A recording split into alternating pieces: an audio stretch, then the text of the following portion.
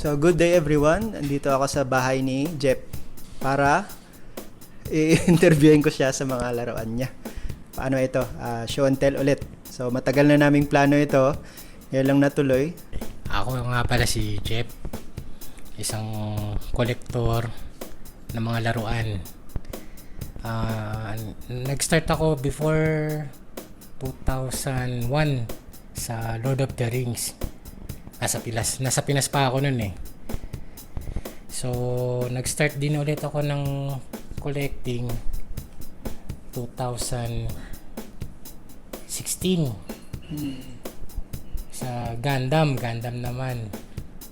Na huminto ako dahil sa hirap magbutingting eh, yung magbuo. Nung nag-start ang pandemic, nakita ko itong mga 6 scale na tinatawag nila. Pinanood ko muna, nanonood ako ng mga reviews, and then nakita ko to, eto, si Midas. Unique yung color niya, color combination niya. Sabi ko sa sarili ko, after neto, hindi na mauulit kasi medyo pricey nga eh. Hanggang sa nasundan ng isa, pangalawa, pangatlo, hanggang sa yun, dumami na. Nakilala ko si Jarel. Shoutout nga pala kay Jarel. Ayun, siya yung mga naglason sa akin. Tulad neto, ayan, si Deadpool, tsaka mga ibang Iron Man. Maganda siya sa maganda, pero may kamahalan din talaga. Lahat ng ito, bale, hindi mo naman bili ng isang bagsakan lang. Minsan 3, minsan 2, minsan patago. Kadalasan patago sa misis ko. Nakikisuyo rin ako minsan sa mga kaibigan. Baka pwedeng itago muna. Kasi pag inuwi ko sa bahay, isang bagsakan, magtataka ang misis ko eh. Masyadong marami. Tapos ako naman, sasabihin ko, hindi, sa kaibigan ko lang yan. Pinatago na sa akin yan ni Jarel. Ganun lang kami. Pero hindi naman siya naniniwala actually. Sinasakay niya lang ako. Sometimes, sinusuportan din ako ng asawa ko. Pero, di ba, as hobbyist, hindi naman importante kung gaano kamahal. Pero yung benefit na makukuha mo na nabili mo yung gusto mo. Diba? Oo. Minsan pag uuwi ako galing trabaho, imbis na kamustahin ko yung misis ko, kinakamusta ko sila. Kamusta na kayo? Kaya minsan yung asawa ko nagtatampo rin eh. Kasi pag uuwi ako, sila kagad yung nakikita ko eh. Kumbaga natatanggal yung stress ko. Pero naman ako ng asawa ko, naiintindihan naman niya ako. Yun, swerte nga yung mga hobbyist na supportive yung asawa, di ba? Sila yun. Ako hindi. Kung alam mo lang. Pinagdadaanan namin. Lalo na pag may bago, tatago ko na siya sa isang tabi.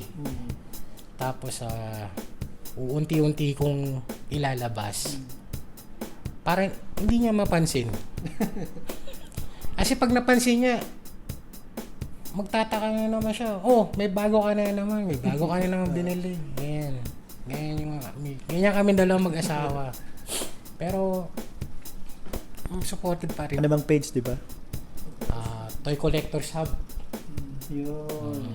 Tsaka punta rin kayo sa minsan na bisitahin nyo rin ang Collector Pilipinas. Admin din ako ron. Kila Jarel, kay best friend. Alam mo yan, makikita mo to, balang araw makikita mo to. Itong mga pinagbibili ko sa'yo, itong mga laso. Kaya hindi mo na makukuha yan. Tsaka salamat kay Jarel. Saan nakikita ko pala yung mga post mo na parang realistic na photo. Paano mo ginagawa yun? Hobby ko lang din eh. Hobby lang. Oo, hobby ko lang din. Kung anong maisipan ko na kung saan siya pwesto, dun lang. Para may ko lang na, kasi natutuwa ako sa kanila. Masyado silang realistic eh. Kahit anong i-post mo, talagang kala mo totoo. Lalo na si Iron Man. Crush ko yan eh, si Robert Downey Jr. Tsaka kay Ben Affleck, kaya nagkaroon ako nito. Anong pinagkaiba pala ng mga ganitong scale sa mga regular lang na figure? Articulation. Yung costume niya, realistic.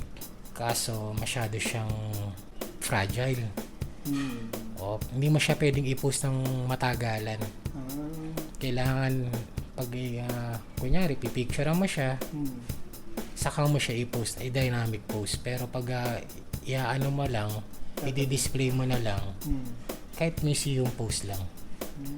Nagustuhan ko rin sa kanila yung mga ulo nila yung mga head sculpt nila. Masyadong realistic. Totoong-totoo talaga. Handmade sila, hindi sila yung 3D print. Lalo na sa Hot Toys, siya talagang sculpted. Kaso ang problema lang pag matagal, nagka-crack na. Lalo na pag hindi mo masyadong na-maintain. Anong mga maintenance na kailangan gawin dito? Sa akin, gamit ko lang yung pang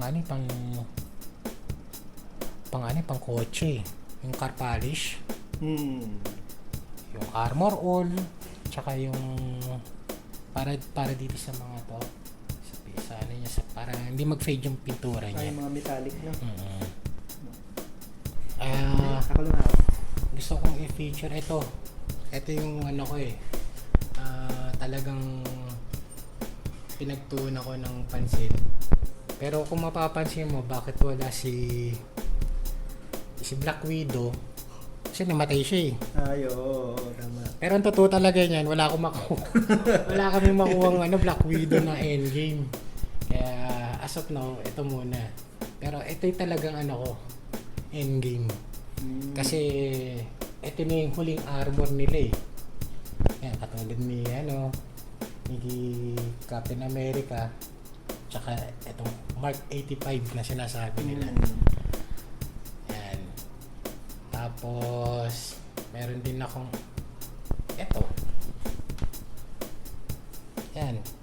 Si Dark Knight.